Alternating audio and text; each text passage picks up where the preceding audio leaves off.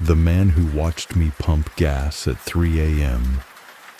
I always make it a point to fill up before long drives, but that night I was in a rush.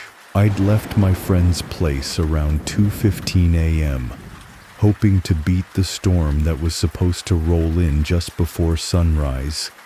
It was the kind of late-night drive I used to enjoy. Empty roads, soft music, a world that felt like it was holding its breath. By 2:58, my gas light blinked on. I still had 30 miles to go. There was only one option: a small 24-hour gas station off Route 17. I'd passed it before, but never stopped. The kind of place that looks abandoned during the day and haunted at night. When I pulled in, the lights over the pumps buzzed faintly, flickering like dying stars. The convenience store was dark inside, except for one sickly yellow bulb flickering behind the counter. No cars, no clerk, just silence and shadows. I parked next to pump number 4, farthest from the entrance out of habit, and stepped out into the cold. The wind was sharp. I zipped my jacket and glanced around. Nothing moved. I swiped my card, lifted the nozzle, and started pumping. My breath fogged the air. The only sound was the faint ticking of numbers on the screen. Then I felt it, that cold crawling sense you get when you know someone's watching. I turned slowly. Across the lot near the edge of the dark was a man. He was standing just outside the reach of the overhead lights, still, hands in his pockets, staring. He didn't move. Didn't even flinch when I looked straight at him. I told myself he was just waiting for someone, maybe a truck driver stretching his legs. But my gut told me otherwise. I returned the nozzle, grabbed my receipt with a shaking hand, and got into the car. I hit the lock button twice. The man hadn't moved. Not yet. I sat in the car for a second, trying to steady my breath. I didn't want to drive off like I was scared. I didn't want to believe there was something to be scared of. I turned the ignition. Then I looked up. He was closer. He'd moved halfway across the lot, now clearly lit beneath the pump lights. Still not walking fast, just approaching. I could see more now. He wore a gray hoodie with the hood pulled low, shadowing most of his face. But it was his posture that unsettled me. Relaxed. Too relaxed. Like he'd done this before. I threw the car into reverse, tires screeching slightly as I backed out. Then I shifted into drive and hit the gas, pulling out hard onto the road. In my rearview mirror, I watched him shrink in the distance. He was standing in the center of the lot now, watching me leave. I shouldn't have gone there, but I did. I didn't go home. I drove 2 towns over to a diner that stayed open all night, parked where the lights were brightest, ordered a coffee I didn't drink. I just needed to be around people. At 3:41 a.m., I checked my phone. One new text. No name, no number. Just one line. You always park at pump number 4. I stared at the screen, heart thudding. I hadn't told anyone where I stopped. Hadn't even said it out loud. That's when I realized something I'd missed in the moment. The way he looked at me. Not with curiosity, with recognition. I finished my coffee. Told the waitress I was meeting someone. Drove straight to the police station. I filed a report, showed them the text. The officer on duty took notes, nodded slowly, said they'd look into it. He asked if I'd noticed anyone following me. I didn't have an answer. The next morning, I decided to stay with my sister for a while. She lived in a gated complex, second floor, 2 locks on the door. It made me feel safer, but even there I couldn't sleep. A week later, a small padded envelope arrived. No return address. Inside was a single photograph, black and white, low res. It was me, standing at pump number 4. The timestamp in the corner read 2:59 a.m. He'd taken it while I was standing there, while I was looking the other way. Some things aren't meant to be explained. I changed my number, bought pepper spray, installed cameras, stopped driving late at night. But sometimes I'll be out, in a parking lot, on a sidewalk, anywhere, and I'll feel it again. That quiet stillness behind me, like someone is standing just beyond the reach of the lights, watching. The disappearing gas station. I was driving back from a weekend trip, a solo getaway that had started out spontaneous and ended with me hopelessly behind schedule. My phone had died a few hours earlier. I thought I knew the route well enough. Turns out I didn't. Somewhere around midnight, I took a wrong exit off the interstate. It was one of those narrow, winding roads that seems to lead nowhere. The kind of road where the forest leans too close to the edges, and the stars vanish behind thick clouds of pine. I hadn't seen another car for at least 40 minutes. And then the gas light blinked on. No signal, no GPS, no charger. Just an empty road and a quarter tank draining faster than I liked. I rolled down the window. Cold air swept in, sharp and still. I thought about turning around, but I couldn't remember when I last saw a turnoff. Then, like it was waiting, a weathered green sign appeared on the right. Starlight Gas, 1 mile. I hadn't passed that sign before. I was sure of it. But I followed it anyway, because I didn't have another choice. The gas station looked like something from the 1950s. A single pump island under a tin roof, paint peeling from rusted poles. A dim sign flickered overhead. Starlight Gas.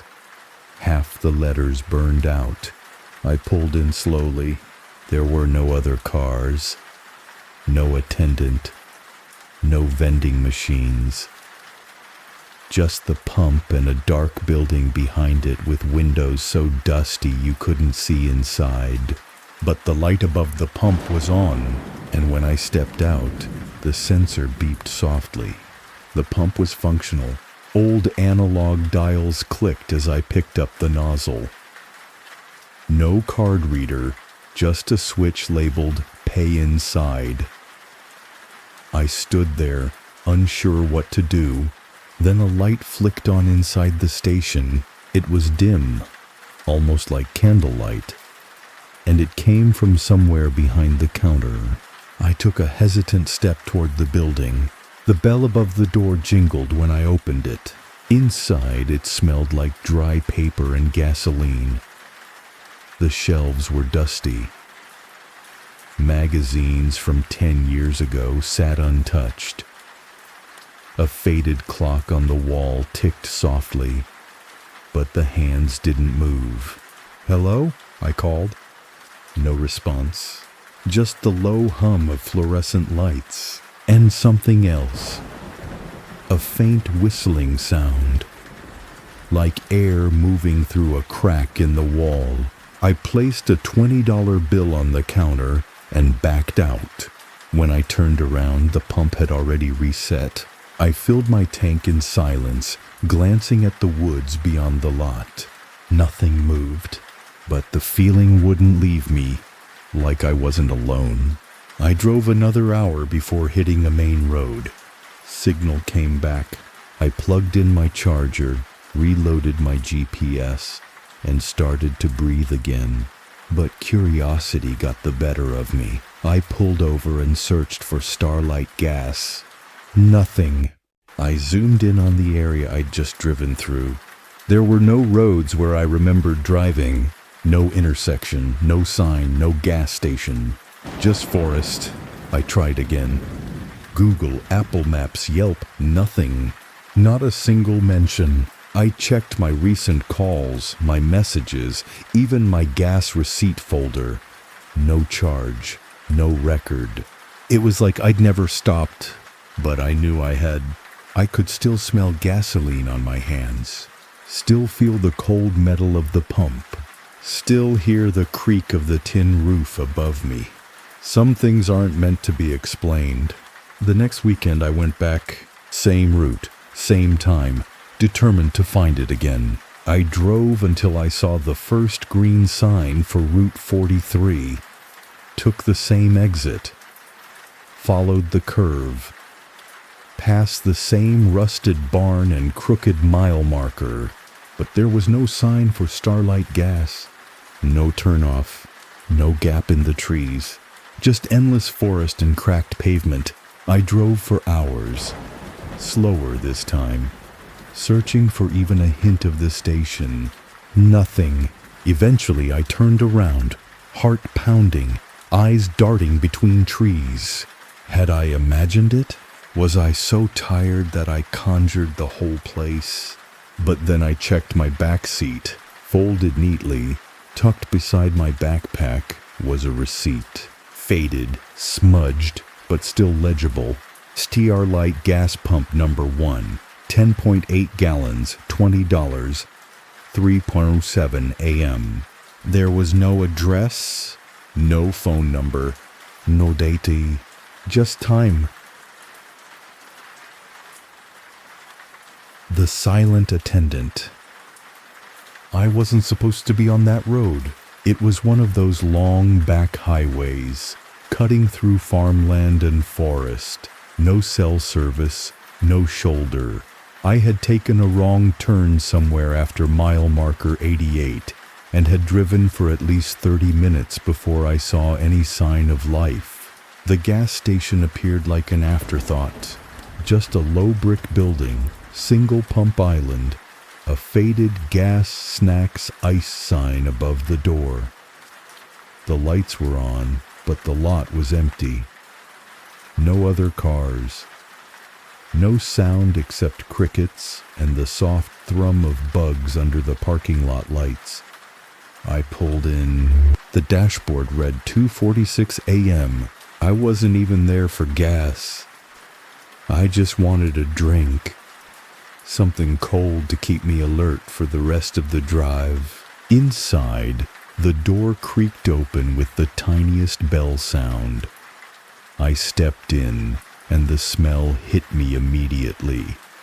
Plastic packaging, freezer air, and the faintest scent of something burnt. It wasn't messy, just old. Like nothing inside had been replaced in years. The drinks were cold. I grabbed a bottle of iced tea and turned toward the counter. That's when I saw him, the attendant. He was standing behind the counter, perfectly still, middle-aged, thin, wearing a faded red polo and a laminated name tag that just said Rick. His eyes were open, focused straight ahead, but unfocused at the same time. Like he was looking through me. I gave him a nod. "Evening," I said, placing the bottle down. "Just this." No response. His hands were by his sides, not on the register, not moving. I glanced around. The store was dead silent. No music, no radio, just the hum of refrigeration. I tried again. "You okay?" Still nothing. I felt my throat tighten. A strange cold worked its way through my shoulders. Then he moved, but not like a person. Not naturally. Just a tilt of his head, maybe 10 degrees to the left. As if something invisible had pushed it, Do I need to scan this myself or... No change, no blink.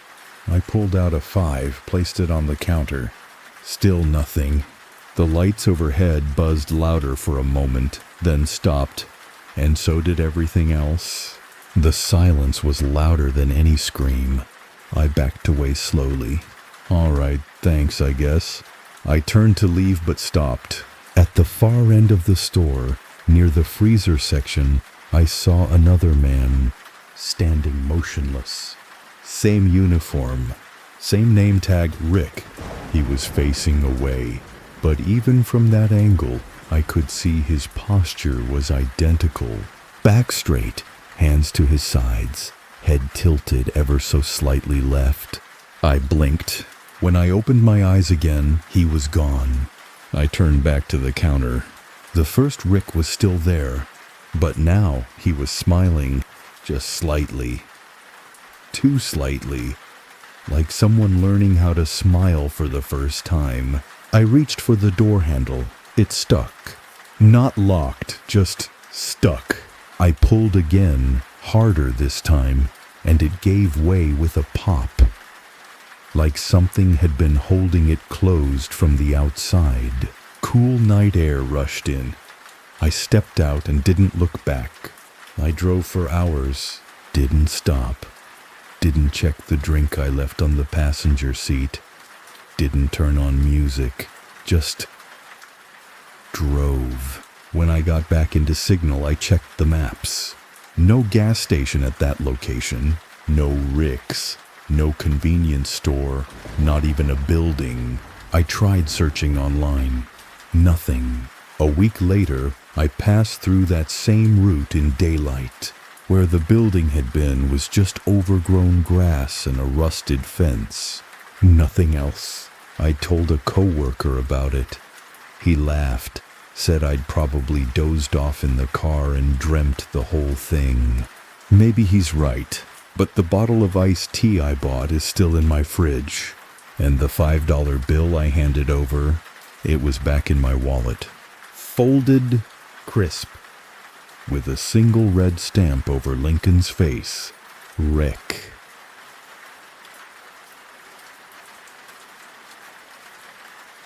The Vanishing Hitchhiker. It was nearly 2 a.m. when I stopped for gas. I'd been driving all night, trying to make it home before sunrise. The freeway had been empty for hours, and the only thing keeping me alert was bad coffee and the faint crackle of late-night radio. I pulled into a station just off exit 193, one of those half-lit places where even the vending machines look tired. I stepped out, stretched, started pumping gas. That's when I noticed her. She was standing near the edge of the lot by the ice freezer. Slim, long coat, hair pulled back tight, hands in her pockets. She didn't look at me, didn't say anything, just stood there. Still. I hesitated. Then she spoke. "Are you heading west?" Her voice was soft, clear. I nodded. "Can I ride with you?" "Just until the county line." I looked around. No other cars, no open stores, no one else at all. Something about her presence was oddly calm, familiar even. I said yes. She got in. We didn't talk much at first. She sat perfectly still, hands folded in her lap, eyes fixed on the road ahead. After a few miles, I offered her a bottle of water. She shook her head. I asked where she was headed. She answered, "Home, then nothing else." Her voice was quiet, like it didn't quite belong in the space between us. The air inside the car felt colder than it should. I glanced at the dashboard. The heater was on, but it didn't help. We passed a green sign, county line, 2 miles. That's when I realized I never saw her get buckled in. No seatbelt click, no shift of weight. Just suddenly there. She turned to me then, slow and smooth, and said, "Do you believe in ghosts?" I let out a nervous laugh. What? But she was already looking ahead again. 2 miles passed, then 5. I glanced at the passenger seat. She was gone. The door was shut, seat untouched. No impression on the cushion, no sign of the seatbelt ever being pulled. I hit the brakes and pulled over hard, threw the car in park, got out, heart racing. I checked the back seat, the floor, the roadside. No one, not even footprints in the gravel. I blinked and it was gone. The chill I felt in the car was still with me, like it had soaked into my skin. I got back behind the wheel, pulled back onto the road, and drove without stopping for the rest of the night. A week later, I was cleaning out my car. Under the passenger seat, I found something. A photograph. Old, black and white. The edges were curled and soft. It was the woman, standing in front of a white farmhouse, eyes locked on the camera. Same long coat, same tight hair. On the back, someone had written a name. A year. 1961. I asked around. Local history forums, a librarian friend, even a Reddit thread. Eventually, someone messaged me privately. "You picked her up, didn't you? She asks to go to the county line, always disappears before it." I didn't respond, but I still have the photo. It's sitting in my glove box now. I've thought about throwing it away, but I can't. Sometimes when I drive that same highway, I glance at the shoulder near exit 193, and for just a second, I think I see her standing there again, waiting.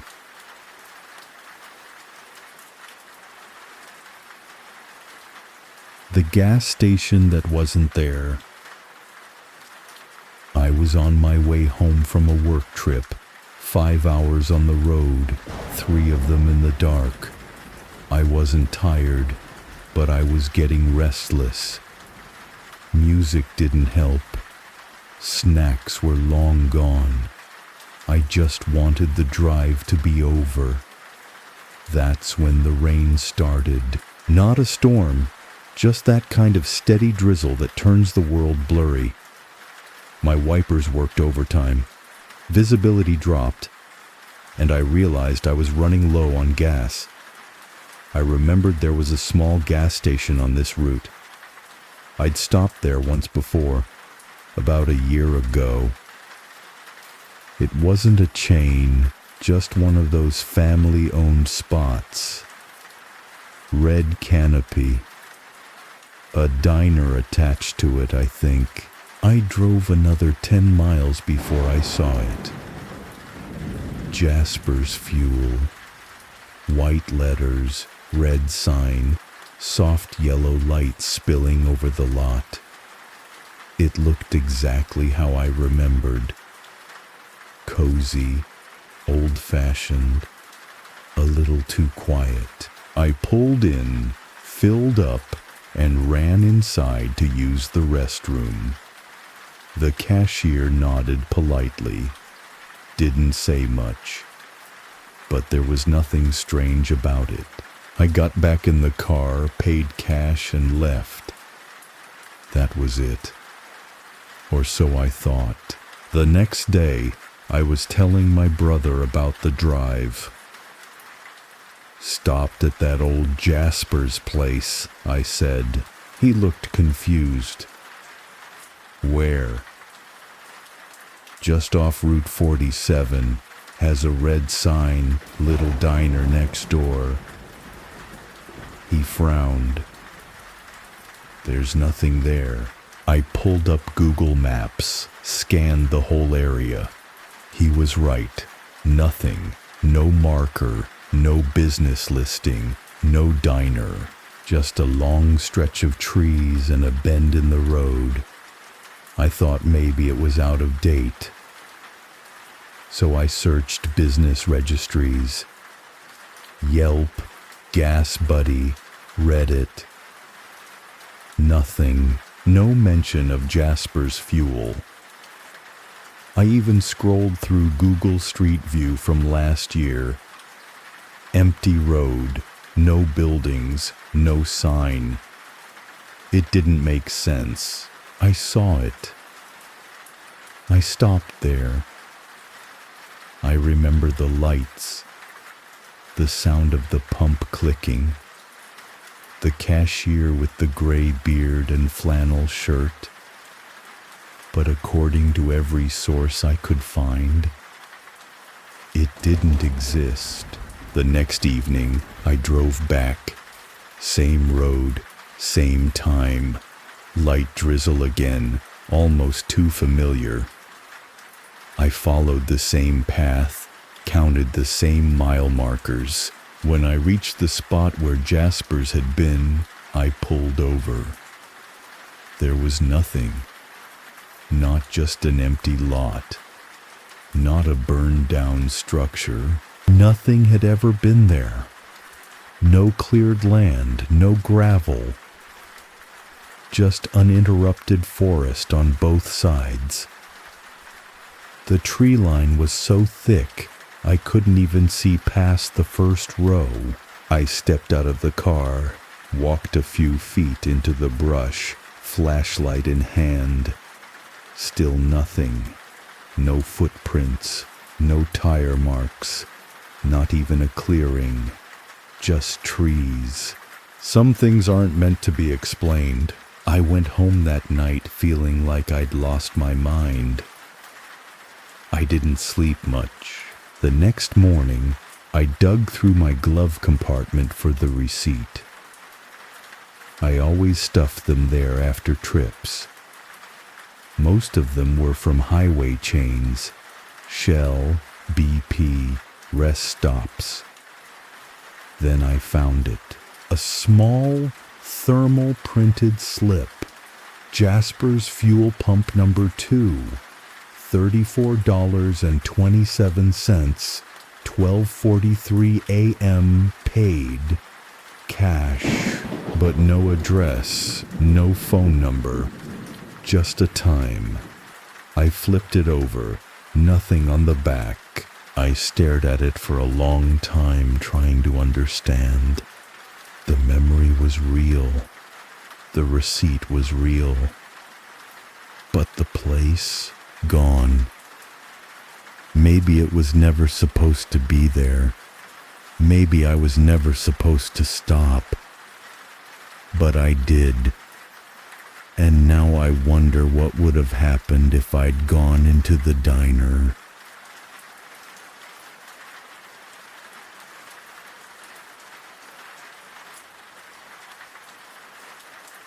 Story 5. I'm a truck driver, and something ran alongside my rig for 3 hours on the highway.